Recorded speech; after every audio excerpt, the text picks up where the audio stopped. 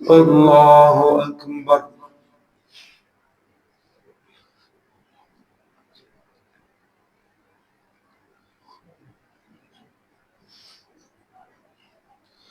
الحمد لله رب العالمين الرحمن الرحيم مالك يوم الدين إياك نعبد وإياك نستعين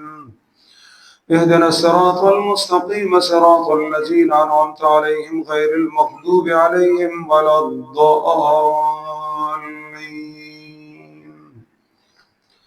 الحمد لله الذي له ما في السماوات وما في الأرض وله الحمد في الآخرة وهو الحكيم الخبير. يعلم ما يلج في الأرض وما يخرج منها وما ينزل من السماء وما يعرج فيها وهو الرحيم الغفور. وقال الذين كفروا لا تأتينا الساعة قل بلى وربي لتأتينكم عالم الغيب لا يعزب عنه مثقال ذرة في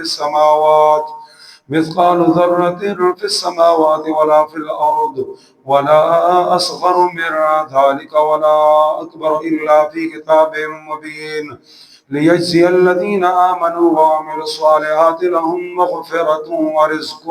كريم والذين سعوا في آياتنا معاجزين أولئك لهم عذاب من رجز أليم. ويرى الذين أوتوا العلم الذي أنزل إليك من ربك هو الحق ويهدي إلى صراط العزيز الحميد. وقال الذين كفروا هل ندلكم على رجل ينبئكم إذا مزقتم كل ممزق إنكم لفي خلق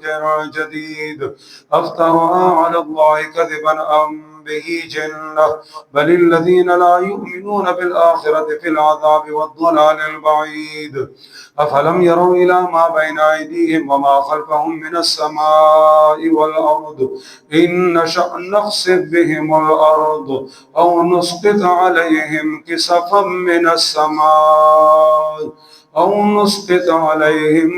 من السماء إن في ذلك لآية لكل عبد منيب. ولقد آتينا داود منا فضلا يا جبال أوبي معه والطير وألنا له الحديد أن اعمل سابغات وقدر في السرد واعملوا صالحا إني بما تعملون بصير. ولسليمان الريح غدوها شهر ورواها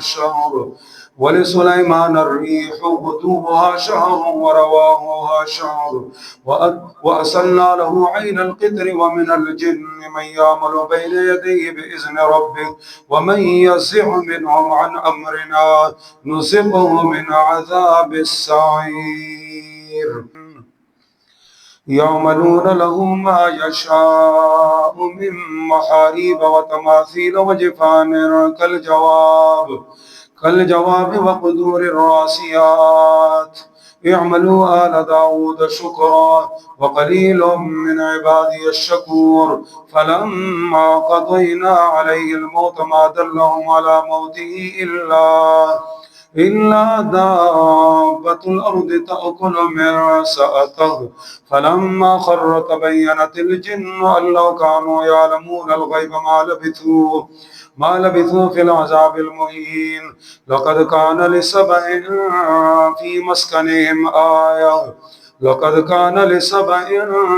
في مساكنهم آية جنتان عن يمين وشمال كلوا من رزق ربكم واشكروا له بلدة طيبة ورب غفور. فأوردوا فأرسلنا عليهم سيل العرم وبدلناهم بجنتين ذواتي أكل خمط وأثل وشيء من سدر قليل ذلك جزيناهم بما كفروا وهل نجازي إلا الكفور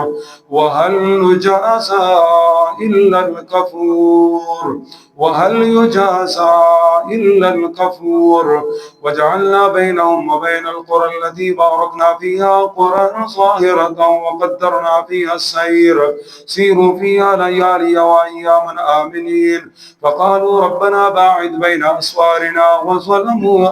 أنفسهم فجعلناهم أحاديث ومزقناهم كل ممزق إن في ذلك لآيات لكل صبار شكور ولقد صدق عليهم إبليس ظنه فاتبعوه إلا فريقا من المؤمنين وما كان له عليهم من سلطان إلا لنعلم من يؤمن بالآخرة ممن هو منها في شك وربك على كل شيء حفيظ قل ادعوا الذين زعمتم من دون الله لا يملكون مثقال ذرة في السماوات ولا في الأرض وما لهم فيهما من شرك وما له منهم من ظهير ولا تنفع الشفاعة عنده إلا لمن أذن له حتى إذا فزع عن قلوبهم قالوا ماذا قال ربكم قالوا الحق وهو العلي الكبير قل من يرزقكم من السماوات والأرض قل الله وإنا أو إياكم لعلى هدى أو في ضلال مبين قل لا تسألون عما أجرمنا ولا نسأل عما تعملون قل يجمع بيننا ربنا ثم يفتح بيننا بالحق وهو الفتاح العليم قل أروني الذين ألحقتم به شركاء كلا بل هو الله العزيز الحكيم وما أرسلناك إلا كافة للناس بشيرا ونذيرا ولكن أكثر الناس لا يعلمون ويقولون متى هذا الوعد إن كنتم صادقين قل لكم ميعاد يوم لا تستأخرون عنه ساعة ولا تستقدمون وقال الذين كفروا لن نؤمن بهذا القرآن ولا بالذي بين يديه ولو ترى إذ الظالمون موقوفون عند ربهم يرجع بعضهم إلى بعض القول يقول الذين استضعفوا للذين استكبروا لولا أنتم لكنا مؤمنين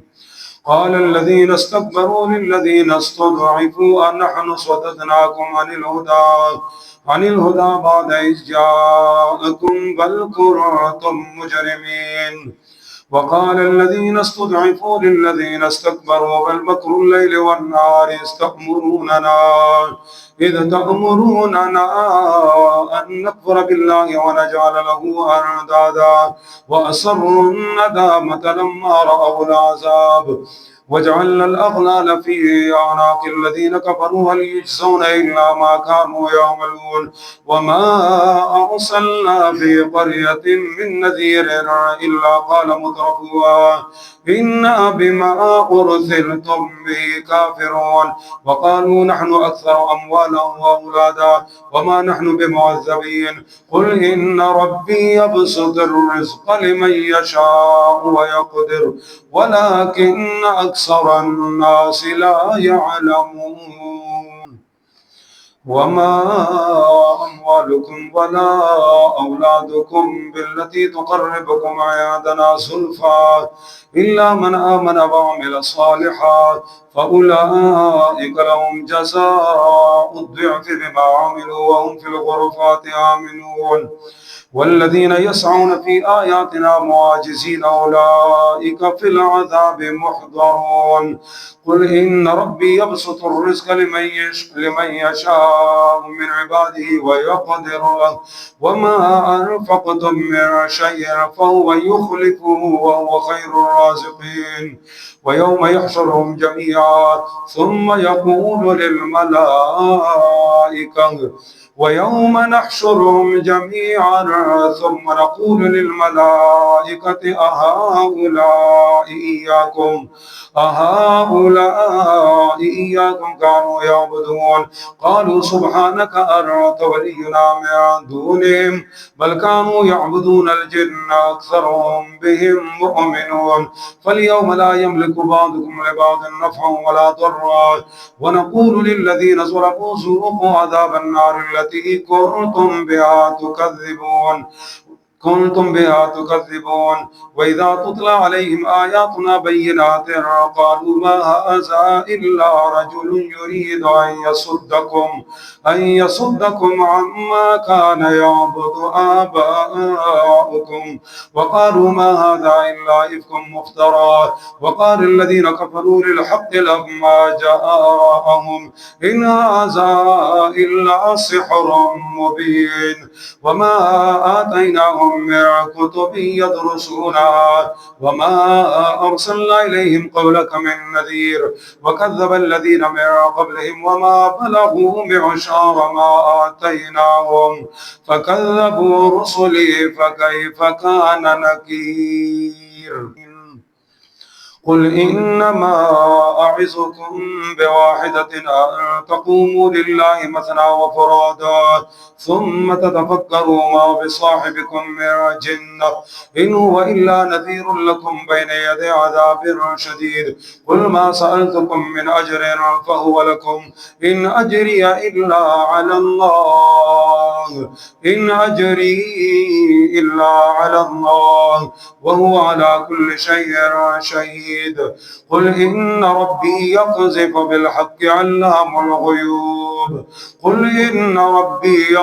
بالحق علام الغيوب قل جاء الحق وما يبدئ الباطل وما يعيد قل إن ضللت فإنما أضل على نفسي وإن اهتديت فبما يوحي إلي ربي إنه سميع قريب ولو ترى إذ فزعوا فلا فوت وأخذوا من مكان قريب وقالوا آمنا به وأنى لهم التناوش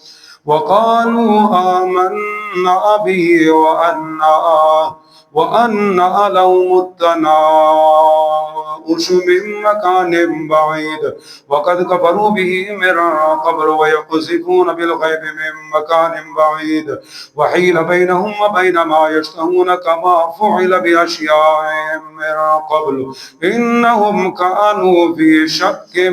مريب الحمد لله فاطر السماوات والأرض جاعل الملائكة رسلا أولي أجنحة مثنى وثلاث ورباع يزيد في الخلق ما يشاء إن الله على كل شيء قدير ما يفتح الله للناس من رحمة فلا ممسك لها وما يمسك فلا مرسل له من بعده وهو العزيز الحكيم يا أيها الناس اذكروا نعمة الله عليكم هل من خالق غير الله يرزقكم من السماء والأرض لا إله إلا هو فأنى يؤفكون وإن يكذبوك فقد كذب الذين من قبلهم جاءتهم رسلهم بالبينات وبالزبر وبالكتاب المنير وإن يكذبوك فقد كذب الذين من قبلهم جاءتهم رسلهم بالبينات وبالزبر وبالكتاب المنير وإن يكذبوك فقد كذبت رسل من قبلك وإلى الله ترجع الأمور يا أيها الناس إن وعد الله حق فلا تغرنكم الحياة الدنيا ولا يغرنكم بالله الغرور إن الشيطان لكم عدو فاتخذوه عدوا إنما يدعو حزبه ليكونوا من أصحاب السعير الذين كفروا لهم عذاب شديد والذين آمنوا وعملوا الصالحات لهم مغفرة وأجر كبير أفمن زين له سوء عمله فرآه حسنا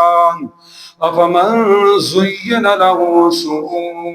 عمله فرئه حسنا فإن الله يضل من يشاء ويهدي من يشاء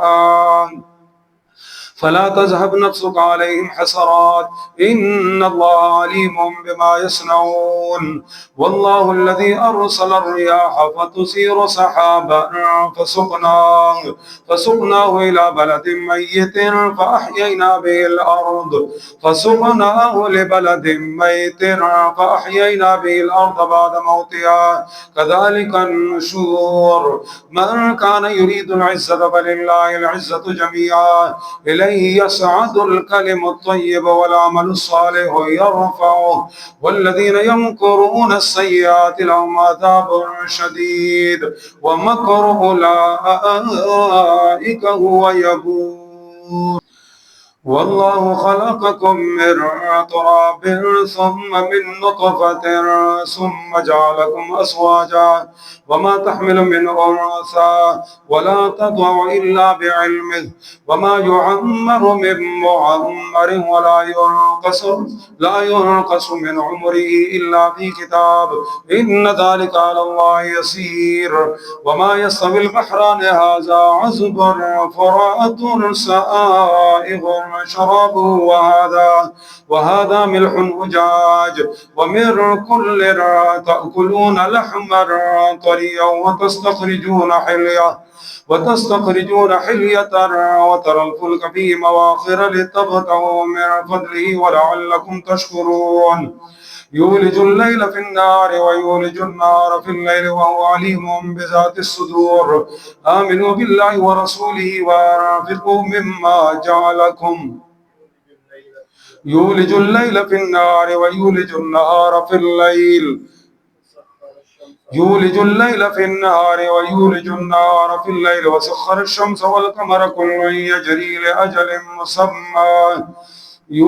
وسخر الشمس والقمر كل يجري لأجل مسمى يدبر الأمر يفصل الآيات لعلكم بلقاء ربكم توقنون يولج الليل في النهار ويولج النهار في الليل وسخر الشمس والقمر كل يجري لأجل مسمى ذلكم الله ربكم له الملك والذين تدعون من دونه ما يملكون من قطمير إن تدعوهم لا يسمعوا دعاءكم ولو سمعوا ما استجابوا لكم يوم القيامة يكفرون بشرككم ولا ينبئك مثل خبير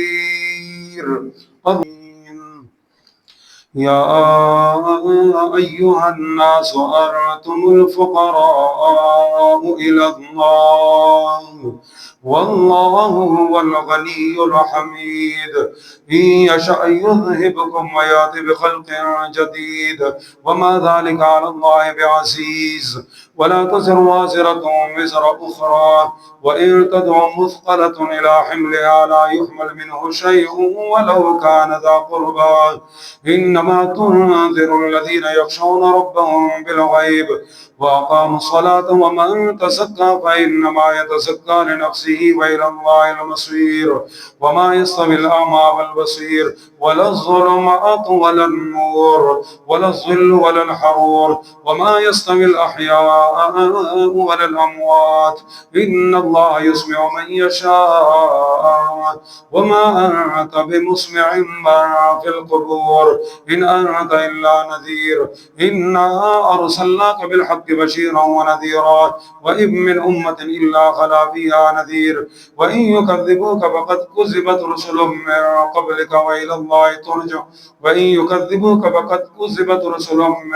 قبلك وإلى الله ترجع الأمور يا أيها الناس إن وعد الله حق فلا تغرنكم الحياة الدنيا وإن يكذبوك فقد كذب الذين من قبلهم جاءتهم رسلهم بالبينات وبالزبر وبالكتاب المنير ثم أخذت الذين كفروا فكيف كان نكير ألم تر أن الله أنزل من السماء ماء فأخرجنا به ثمرات مختلفا ألوانها ومن الجبال جدد بيض وحمر مختلف ألوانها وغرابيب سود ومن الناس والدواب والأنعام مختلف ألوانه كذلك إنما يخشى الله من عباده العلماء إن الله عزيز غفور إن الذين يتلون كتاب الله وأقاموا الصلاة وأنفقوا مما رزقناهم سرا وعلانية يرجون تجارة لن تبور ليوفيهم أجورهم ويزيدهم من فضله إنه غفور شكور والذي أوحينا إليك من الكتاب وهم يصطرخون فيها ربنا أخرجنا نعمل صالحا غير الذي كنا نعمل إن الذين يتلون كتاب الله وأقاموا الصلاة وأنفقوا مما رزقناهم سرا وعلانية يرجون تجارة لن تبور ليوفيهم أجورهم ويزيدهم من فضله إنه غفور شكور والذي أوحينا إليك من الكتاب هو الحق مصدق لما بين يديه إن الله بعباده لخبير بصير ثم أورثنا الكتاب الذين اصطفينا من عبادنا فمنهم ظالم لنفسه ومنهم مقتصد ومنهم سابق بالخيرات بإذن الله ذلك هو الفضل الكبير جنات عدن يدخلونها يحلون فيها من أساور من ذهب ولؤلؤا يحلون فيها من أساور من ذهب ولؤلؤا ولباسهم فيها حرير وقالوا الحمد لله الذي أذهب عنا الحزن إن ربنا لغفور شكور الذي أحلنا دار المقامة من فضله لا يمسنا فيها نصب ولا يمسنا فيها لغوب والذين كفروا لهم نار جهنم لا يقضى عليهم فيموتوا ولا يخفف عنهم من عذابها كذلك نجزي كل كفور وهم يصطرخون فيها ربنا أخرجنا نعمل صالحا غير الذي كنا نعمل أولم نعمركم ما يتذكر فيه ما تذكر وجاءكم النذير فذوقوا فما للظالمين من نصير إن الله عالم غيب السماوات والأرض إنه عليم بذات الصدور وهو الذي جعلكم خلائف الأرض في الأرض ورفع بعضكم إن الله عالم غيب السماوات والأرض إنه عليم بذات الصدور هو الذي جعلكم خلائف الأرض فمن كفر فعليه كفره ولا يزيد الكافرين كفرهم عند ربهم إلا مقتا ولا يزيد الكافرين كفرهم إلا خسارا قل أرأيتم شركاءكم الذين تدعون من دون الله أروني ماذا خلقوا من الأرض أم لهم شرك في السماوات أم آتيناهم كتابا فهم على بينة منه بل إن يعد الظالمون بعضهم بعضا إلا غرورا إن الله يمسك السماوات والأرض ولئن زالتا إن أمسكهما من أحد من بعده إنه كان عليما غفورا وأقسموا بالله جهد أيمانهم لئن جاءهم نذير ليكونن أهدى من إحدى الأمم فلما جاءهم نذير ما زادهم إلا نفورا استكبارا في الأرض ومكر السيء ولا يحيق المكر السيء إلا بأهله فهل ينظرون إلا سنة الأولين فلن تجد لسنة الله تبديلا تبديلا ولن تجد لسنة الله تحويلا. أولم يسيروا في الأرض فينظروا كيف كان عاقبة الذين من قبلهم وكانوا أشد منهم قوة وما كان الله ليعجزه من شيء في السماوات ولا في الأرض إنه كان عليما قديرا. ولو يؤاخذ الله الناس بما كسبوا ما ترك على ظهرها من دابة ولكن يؤخرهم إلى أجل مسمى فإذا جاء أجلهم فإن الله كان بعباده بصيرا. ياسين والقرآن الحكيم ياسين والقرآن الحكيم إنك لمن المرسلين على صراط مستقيم. تنزيل العزيز الرحيم لتنذر قوما ما أنذر آباؤهم فهم غافلون. لقد حق القول على أكثرهم فهم لا يؤمنون. إنا جعلنا في أعناقهم أغلالا فهي إلى الأذقان فهم مقمحون. وجعلنا من بين أيديهم سدا ومن خلفهم سدا فأغشيناهم فهم لا يبصرون.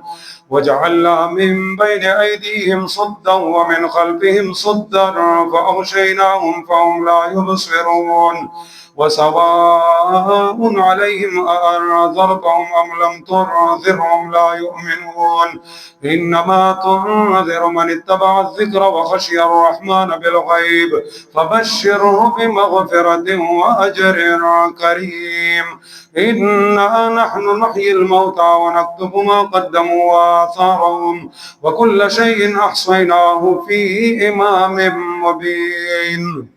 واضرب لهم مثلا أصحاب القرية إذ جاءها المرسلون إذ أرسلنا إليهم اثنين فكذبوهما فعززنا بثالث فقالوا إنا إليكم مرسلون. قالوا ما أنتم إلا بشر مثلنا وما أنزل الرحمن من شيء إن أنتم إلا تكذبون. قالوا ربنا يعلم إنا إليكم لمرسلون وما علينا إلا البلاغ المبين. قالوا إنا تطيرنا بكم لئن لم تنتهوا لنرجمنكم وليمسنكم منا عذاب أليم. قالوا طائركم معكم أئن ذكرتم بل أنتم قوم مسرفون. وجاء من أقصى المدينة رجل يسعى قال يا قوم اتبعوا المرسلين اتبعوا من لا يسألكم أجرا وهم مهتدون. وما لي لا أعبد الذي فطرني وإليه ترجعون. أأتخذ من دونه آلهة إن يردني الرحمن بضر لا تغن عني شفاعتهم شيئا ولا ينقذون. إني إذا لفي ضلال مبين. إني آمنت بربكم فاسمعون. قيل ادخل الجنة قال يا ليت قومي يعلمون بما غفر لي ربي وجعلني من المكرمين. وما أنزلنا على قومه من بعده من جند من السماء وما كنا مرسلين إن كانت إلا صيحة واحدة فإذا هم خامدون. يا حسرة على العباد ما يأتيهم من رسول إلا كانوا به يستهزئون. ألم يروا كم أهلكنا قبلهم من القرون أنهم إليهم لا يرجعون. وإن كل لما جميع لدينا محضرون. وآية لهم الأرض الميتة وأحييناها وأخرجنا منها حبا فمنه يأكلون وجعلنا فيها جنات من نخيل وأعناب وفجرنا فيها من العيون ليأكلوا من ثمره وما عملته أيديهم أفلا يشكرون سبحان الذي وآية لهم الأرض الميتة وأحييناها وأخرجنا منها حبا فمنه يأكلون وجعلنا فيها جنات من نخيل وأعناب وفجرنا فيها من العيون ليأكلوا من ثمره وما عملت أيديهم أفلا يشكرون سبحان الذي خلق الأزواج كلها مما تنبت الأرض ومن أنفسهم ومما لا يعلمون وآية لهم الليل نسلخ منه النهار فإذا هم مظلمون والشمس تجري لمستقر لها ذلك تقدير العزيز العليم والقمر قدرناه منازل حتى عاد كالعرجون القديم لا الشمس ينبغي لها أن تدرك القمر ولا الليل سابق النهار وكل في فلك يسبحون وآية لهم أنا حملنا ذريتهم في الفلك المشحون وخلقنا لهم من مثله ما يركبون وإن نشأ نغرقهم فلا صريخ لهم ولا هم ينقذون إلا رحمة منا ومتاعا إلى حين وإذا قيل لهم اتقوا ما بين أيديكم وما خلفكم لعلكم ترحمون وما تأتيهم من آية من آيات ربهم إلا كانوا عنها معرضين وإذا قيل لهم أنفقوا مما رزقكم الله قال الذين كفروا للذين آمنوا أن نطعم من لو يشاء الله أطعمه إن أنتم إلا في ضلال مبين ويقولون متى هذا الوعد إن كنتم صادقين ما ينظرون إلا صيحة واحدة تأخذهم وهم يخصمون فلا يستطيعون توصية ولا إلى أهلهم يرجعون ونفخ في الصور فإذا هم من الأجداث إلى ربهم ينسلون قالوا يا ويلنا من بعثنا من مرقدنا هذا قالوا يا ويلنا من بعثنا من مرقدنا هذا ما وعد الرحمن وصدق المرسلون إن كانت إلا صيحة واحدة فإذا هم جميع لدينا محضرون فاليوم لا تظلم نفس شيئا ولا تجزون إلا ما كنتم تعملون إن أصحاب الجنة اليوم في شغل فاكهون هم وأزواجهم في ظلال على الأرائك متكئون لهم فيها فاكهة ولهم ما يدعون سلام قولا من رب رحيم وامتازوا اليوم أيها المجرمون ألم أعهد إليكم يا بني آدم ألا تعبدوا الشيطان إنه لكم عدو مبين وأن يعبدوني هذا صراط مستقيم ولقد أضل منكم جبلا كثيرا أفلم تكونوا تعقلون هذه جهنم التي كنتم توعدون اصلوها اليوم بما كنتم تكفرون اليوم نختم على أفواههم وتكلمنا أيديهم وتشهد أرجلهم بما كانوا يكسبون ولو نشاء لطمسنا على أعينهم فاستبقوا الصراط فأنى يبصرون ولو نشاء لمسخناهم على مكانتهم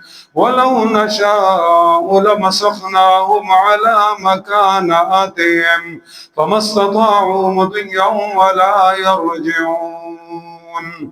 ومن نعمره ننكسه في الخلق أفلا يعقلون وما علمناه الشعر وما ينبغي له إن هو إلا ذكر وقرآن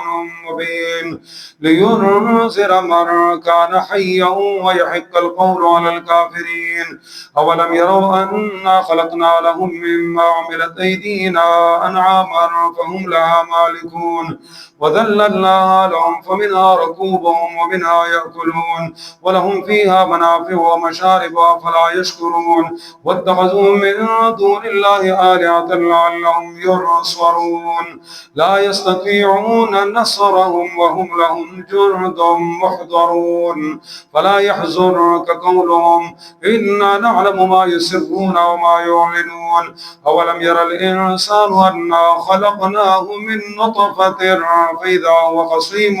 مبين وضرب لنا مثلا ونسي خلقه قال من يحيي العظام وهي رميم قل يحييها الذي أنشأها أول مرة وهو بكل خلق عليم الذي جعل لكم من الشجر الأخضر نارا فإذا أنتم منه توقدون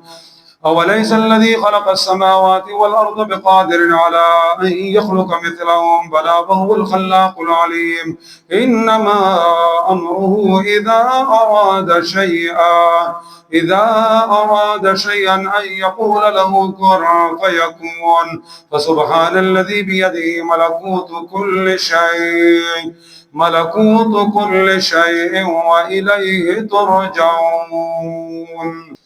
والصافات صفا فالزاجرات زجرا فالتاليات ذكرا إن إلهكم لواحد رب السماوات والأرض وما بينهما ورب المشارق إنا زينا السماء الدنيا بزينة الكواكب وحفظا من كل شيطان مارد لا يسمعون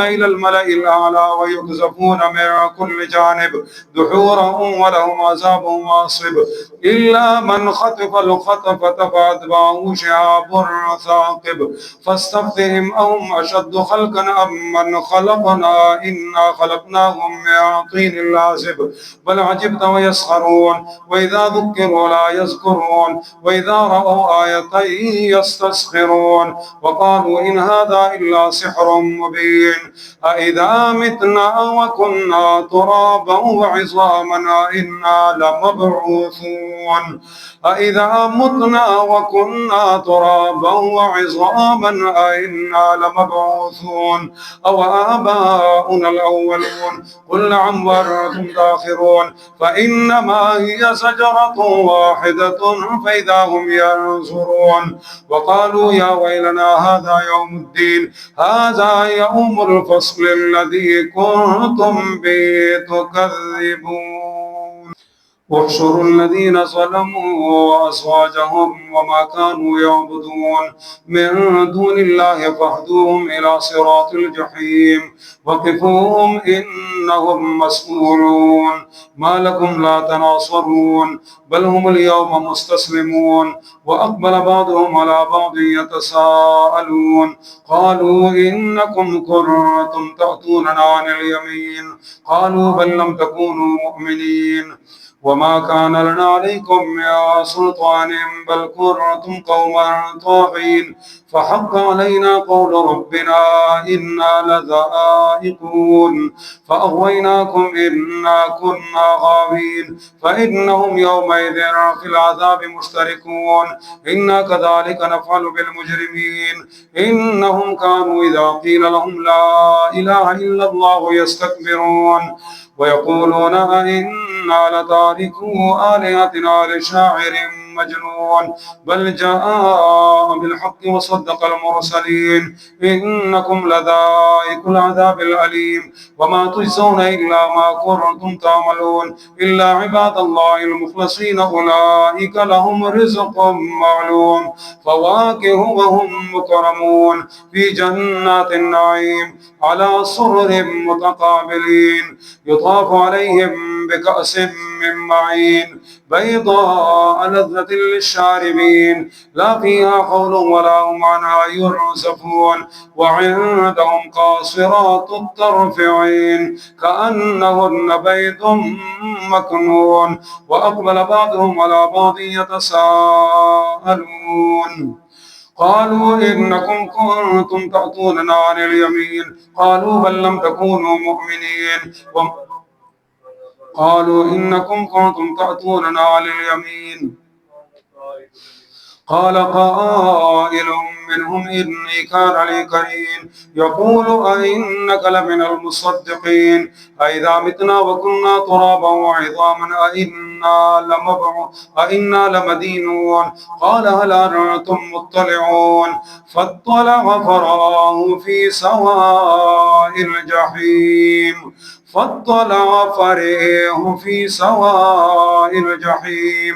قال تالله إن كدت لتردين ولولا نعمة ربي لكنت من المحضرين أفما نحن بميتين إلا موتتنا الأولى وما نحن بمعذبين إن هذا لهو الفوز العظيم لمثل هذا فليعمل العاملون أذلك خير نزلا أم شجرة الزقوم إنا جعلناها فتنة للظالمين إنها شجرة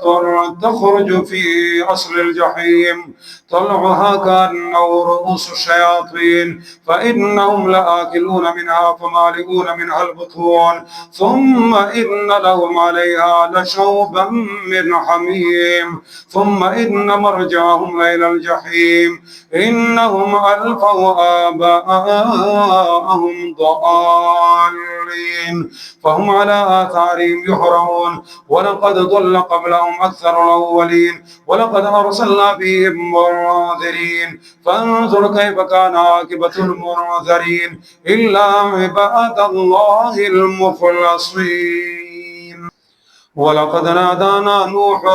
فلنعم المجيبون ونجيناه وأهله من الكرب العظيم وجعلنا ذريته هم الباقين وتركنا عليه في الآخرين سلام على نوح في العالمين إنا كذلك نجزي المحسنين إنه من عبادنا المؤمنين ثم أغرقنا الآخرين وإن من شيعته لإبراهيم إذ جاء ربه بقلب سليم إذ قال لأبيه وقومه ماذا تعبدون أئفكا آلهة دون الله تريدون فما ظنكم برب العالمين فنظر نظرة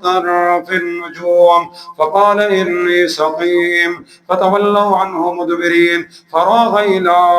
آلهتهم فقال لا تأكلون ما لكم لا تنطقون فراغ عليهم ضربا باليمين فأقبلوا إليه يزفون قال أتعبدون ما تنحتون والله خلقكم وما تعملون قالوا ابنوا له بنيانا فألقوه في الجحيم وأرادوا به كيدا فجعلناهم الأسفلين وقال إني ذاهب إلى ربي سيهدين رب هب لي من الصالحين فبشرناه بغلام حليم فلما بلغ معه السعي قال يا بني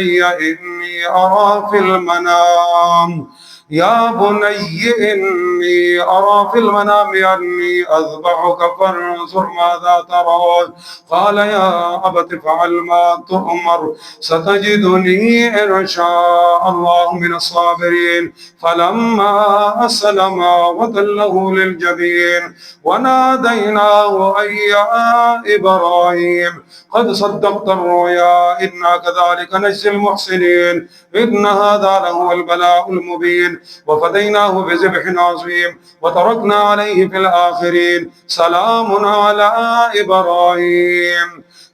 على إبراهيم كذلك نجزي المحسنين إنه من عبادنا المؤمنين وبشرناه بإسحاق نبيا من الصالحين وباركنا عليه وعلى إسحاق ومن ذريتهما محسن وظالم لنفسه مبين ولقد مننا على موسى وهارون ونجيناهما وقومهما من الكرب العظيم ونصرناهم فكانوا هم الغالبين وآتيناهما الكتاب المستبين وهديناهما الصراط المستقيم وتركنا عليهما في الآخرين سلام على موسى وهارون إنا كذلك نجزي المحسنين إنهما من عبادنا المؤمنين وإن إلياس لمن المرسلين إذ قال لقومه ألا تتقون أتدعون بعلا وتذرون أحسن الخالقين الله ربكم ورب آبائكم الأولين الله ربكم ورب آبائكم الأولين فكذبوه فإنهم لمحضرون إلا عباد الله المخلصين وتركنا عليه في الآخرين سلام على الياسين إنا كذلك نجزي المحسنين إنه من عبادنا المؤمنين وإن لوطا لمن المرسلين إذ نجيناه وأهله أجمعين إلا عجوزا في الغابرين ثم دمرنا الآخرين وإنكم لتمرون عليهم مصبحين وبالليل أفلا تعقلون وإن يونس لمن المرسلين إذا أبق إلى الفلك المشحون فساهم فكان من المدحضين فالتقمه الحوت وهو مليم فلولا أنه كان من المسبحين للبث في بطنه إلى يوم يبعثون فنبذناه بالعراء وهو سقيم وأنبتنا عليه شجرة من يقطين وأرسلناه إلى 100,000 أو يزيدون فآمنوا فمتعناهم إلى حين فاستفتهم لربك البنات ولهم البنون أم خلقنا الملائكة إناثا وهم شاهدون ألا إنهم من إفكهم ليقولون ولد الله وإنهم لكاذبون أصطفى البنات على البنين ما لكم كيف تحكمون أفلا تذكرون أم لكم سلطان مبين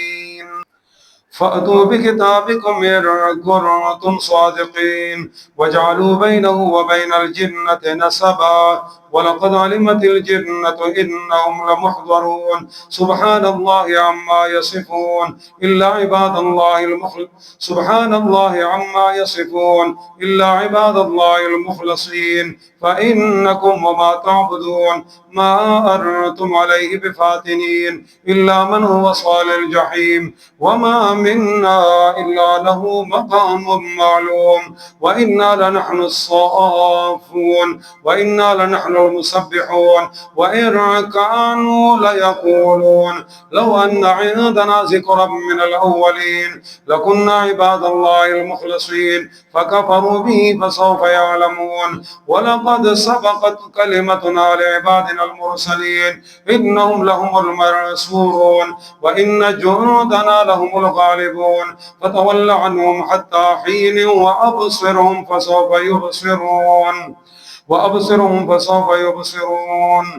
وتول عنهم حتى حين وابصرهم فسوف يبصرون أفبعذابنا يستعجلون فإذا نزل بساحتهم فساء صباح المنذرين وتول عنهم حتى حين وأبصر فسوف يبصرون سبحان ربك رب العزة عما يصفون وسلام على المرسلين والحمد لله رب العالمين.